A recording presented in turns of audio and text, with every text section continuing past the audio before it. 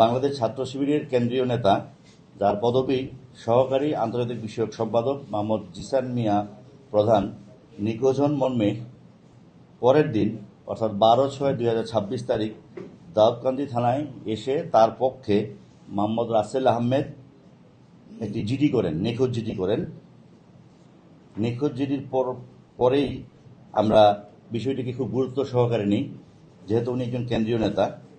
এর প্রেক্ষিতে আমাদের একাধিক টিম, ডিবি এবং থানার একাধিক টিম এবং অফিসারবৃন্দ মাঠে নামে তাকে উদ্ধারের নিমিত্তে। উদ্ধারের অভিযানের এক পর্যায়ে আমরা প্রথমে একজন ব্যক্তির খোঁজ পাই, তার আপন চাচাতো ভাই, নাম সজীব। তার কাছ থেকে আমরা একটি তথ্য পাই যে 5-6 মাস পূর্বে ফেসবুকের মাধ্যমে দাউদকান্দি এলাকায় একটি মেয়ের সাথে জিসান মিয়া প্রধানের পরিচয় হয়। এই পরিচয় সূত্র ধরে তাদের মধ্যে মোবাইল ফোনে কথাবার্তা শুরু হয়, একটা পর্যায়ে প্রেমের সম্পর্ক গড়ে ওঠে।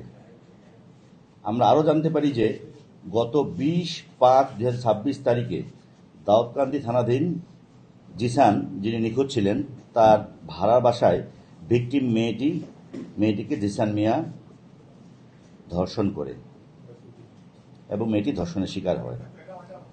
পরবর্তীতে বিভিন্ন সময়ে এই জিসান মিয়া প্রধান মেয়েটিকে বিয়ের প্রলোভন দেখিয়ে শারীরিক সম্পর্ক করে। এক পর্যায়ে মেয়েটি অন্তঃসত্ত্বা বা প্রেগনেন্ট হয়ে যায় কনসেপ্ট করে।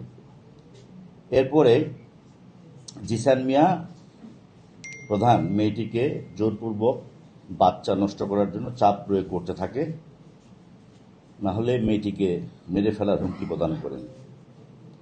এক পর্যায়ে মেয়েটি জানের ভয়ে বাচ্চা নষ্ট করতে রাজি হন। এরপরে জিসান মিয়া তার পূর্ব পরিচিত ঘনিষ্ঠ জনৈক সেকেন্দার আলী ফার্মেসির দোকান করে তার দোকান হতে বাচ্চা নষ্ট করার ট্যাবলেট ক্রয় করে ভিকটিম মেয়েটিকে খাওয়ায়। 2-3 দিন পর বাচ্চা নষ্ট হওয়ার ওষুধ সেবনের ফলে ভিকটিম মেয়েটির প্রচণ্ড রক্তক্ষরণ হয়। এই বিষয়টিও মেয়েটি জিসানকে জানায়। এরপরে জিসান একই ফার্মেসি থেকে তার চাচাতো ভাই সজীবকে দিয়ে ব্লিডিং বন্ধের জন্য ওষুধ ক্রয় করে মেয়েটির বাড়িতে পৌঁছে দেয়। রক্তক্ষরণ বন্ধ হওয়ার পর মেয়েটি জিসানকে বিয়ের জন্য চাপ প্রয়োগ করে।